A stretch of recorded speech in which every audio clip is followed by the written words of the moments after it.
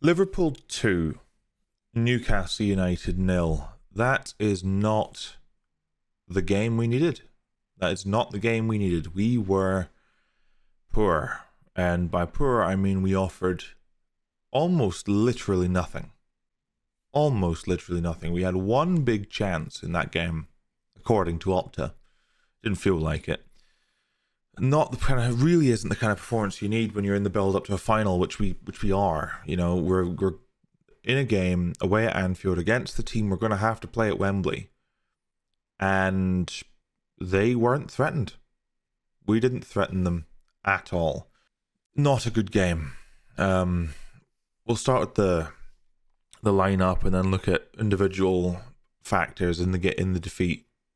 You know, the lineup came out, and the most notable change being no Isak, not even on the bench. He's out for some injury reason. Whether or not the reasons that have been reported are what they really are, and whether or not he's actually being rested for something because we've decided before the game that we want to give up. I don't know. I'd rather Isak miss this game than miss the final, of course. So, you know, if he's going to miss time today and play in the final guaranteed, then I'll take it. I think this game can be put down described largely as one of lacking threat. It's, you know, very similar to the City game, eerily similar to the City game, although it wasn't as bad a performance, in that the first fixture of this sort of matchup, we draw at home just like we did against City, and then in the away leg we don't play like ourselves. We sit in that sort of mid to low block. We offer no intensity. We offer no fight. The players sort of playing like they know they're going to lose, so they give up. It wasn't a good performance. I don't think anyone on the team had a good game, apart from Lewis Hall, who was okay, he was decent. And even then, he got skinned by Mo Salah a few times. Not a good game. You know, I think that you look at the bench as well. I mean, the differences between the two teams are stark when it comes to personnel. Liverpool have weapons they can bring off the bench. You know, they bring on Cody Gakpo. You bring on Curtis Jones, Darwin Nunez. Nunez is a bit of a meme at times, but he still has some product he can offer to the game. He can offer physicality and experience that William Osula can't. Wataru Endo came on after 77 minutes to help close out the game. They did that. I mean, we didn't really offer anything after half an hour, but the difference in squad and depth is stark. And we were up against the team that look almost certain now to be winning the Premier League title, and we played like we knew we couldn't win. Like I said before, it wasn't good. It wasn't a good performance at all. There's some people online saying, "Oh, well, we're holding on to our best performance against them for the final." I don't buy it.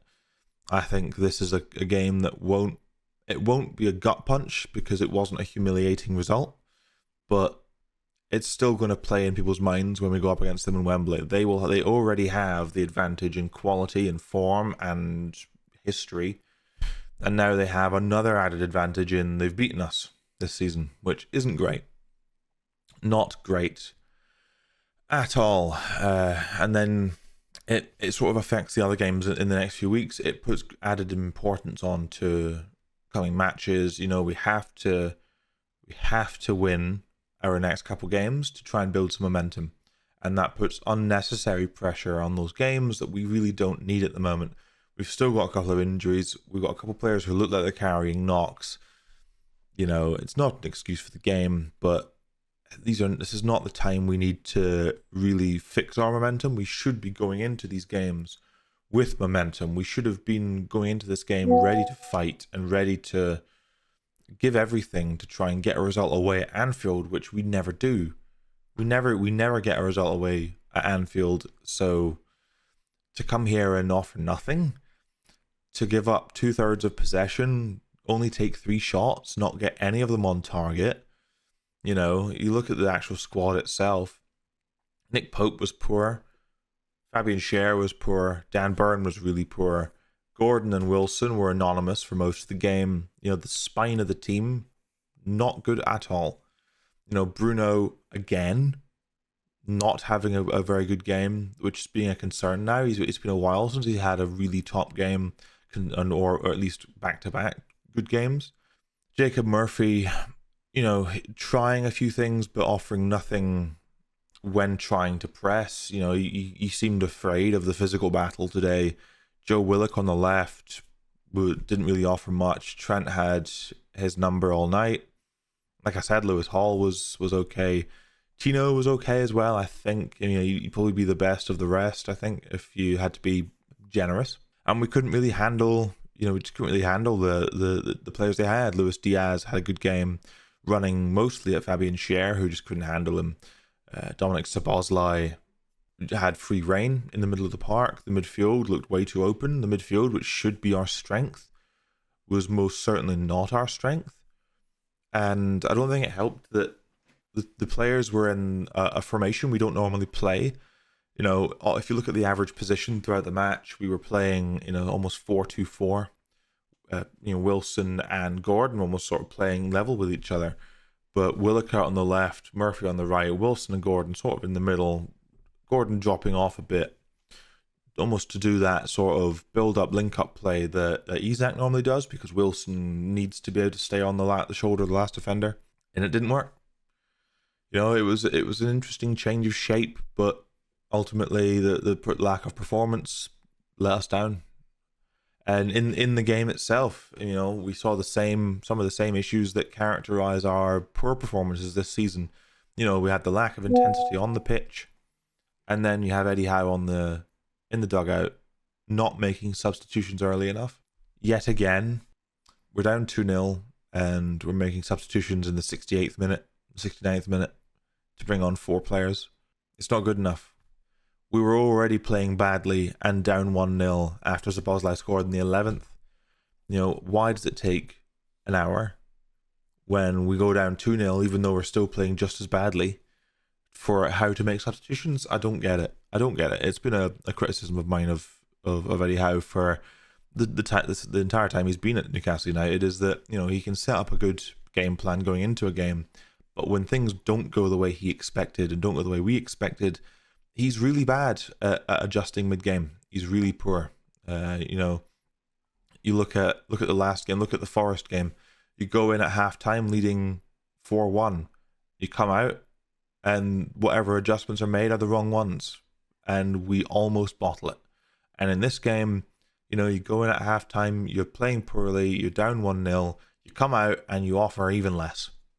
And that is a concern. That was a major concern. I think we was a 1 shot in the first half, 2 in the second, but the 2 shots in the second half were not threatening. Wilson had a header in the 50th minute that missed wide to the right. It wasn't even on target, and it wasn't even a very good header. And Gordon had, I think, one in the 45th, 46th minute that was a free kick from a ways out that was blocked. That's it. A header and a poor free kick. That's not the kind of performance. That's not the output you want your forward line to put in against a team like this. And that leaves us 3 losses out of our last 5, with us now needing to win our next couple games. We need to win. We need to beat Brighton in the FA Cup to have something to work towards this season. And then we play West Ham, and then it's the final. We could turn it around in the final, play the best game of our lives and win. I'm not doubting that's a possibility. Not a big possibility. I think this performance today probably is the first nail in the coffin for the final. I'm not going to be overly negative. I think we're already at a disadvantage going in. I think we haven't helped ourselves at all today. When Liverpool turn the ball over and we have the opportunity for a transition, we have a breakaway available to us, we offered no movement in transition, and that was really concerning. Throughout the game, multiple times, Liverpool would turn the ball over, no one makes runs. Joe Willock seemed like he couldn't be bothered. Jacob Murphy would try, but the ball wouldn't find him. Gordon would get the ball and try to dribble it past 3 guys rather than look for the pass. He was particularly poor today. Overall, it's just it's deflating. It's not It's not humiliating, it's just disappointing. You expect more. You expect more from this team. Overall, we're still having a good season, I think. You know, we're in a final. We're 6th in the Premier League at the moment after, no signings for the first team in 18 months. A cup final and 6th in the league is not the worst. But the performances have to improve. They just have to improve. We're not playing well enough. Our form recently has been so inconsistent and it's not encouraging. The wins we have been getting are not convincing, other than the Arsenal second leg, but they'd already lost to a degree, so there wasn't so much that we needed to do in that one. The performances are poor, and it's a concern. And it's starting to chip away at my confidence going into the final in a few weeks' time. Not the game we needed, not the day we needed, and it's on to Brighton in the FA Cup, where weirdly we have a better chance of winning the FA Cup, I think, than the League Cup, even though we're already in the League Cup final and there's still a couple of big teams in the FA Cup. Weirdly, the big hitters are gone, or other than City and Villa, the really big threatening sides that we would normally lose to in the knockouts in the last couple of seasons are no longer there. So, But anyway, guys, thank you for joining me on this wonderfully positive day. No disappointment at all. Let me know your thoughts. What are your thoughts on the game? What are your thoughts in the build up to the final? Do you think that the FA Cup is more winnable right now than the League Cup is? Let me know in the comments below. And if you like the content, give us a subscribe. And keep an eye out for Friday when we have a new episode of the pod coming out on NUFC 360. I've been Stephen. Take care.